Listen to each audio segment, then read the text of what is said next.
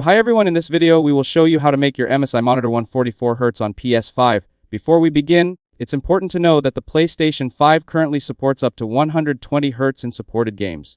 Even if your MSI monitor is rated at 144Hz or higher, the PlayStation 5 will output a maximum of 120Hz.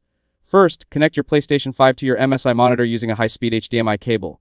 Now turn on both the console and the monitor. If your MSI monitor supports console mode, open the monitor's on-screen menu using the joystick or menu button. Then navigate to the console mode option and enable it. This feature allows compatible MSI QHD monitors to accept a 4K signal from the PlayStation 5 while also supporting HDR, helping deliver a better gaming experience. Next, go to your PlayStation 5 home screen. Now open Settings, then select Save Data and Game or App Settings. Here choose Game Presets.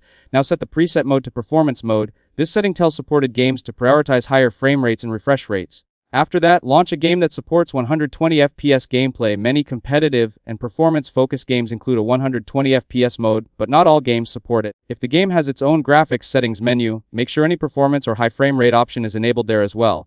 Now restart the game if necessary. Once the game loads, it should automatically switch to the highest refresh rate supported by both the game and the PlayStation 5.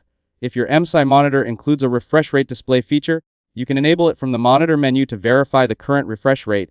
You should see the display change from 60Hz to 120Hz when a compatible game is running. Keep in mind that while your MSI monitor may be capable of 144Hz, the PlayStation 5 is limited to 120Hz, so 120Hz is the highest refresh rate you can achieve on PS5. If this video helped you out, don't forget to leave a like and subscribe to the channel. Thanks for watching, and I'll see you in the next one.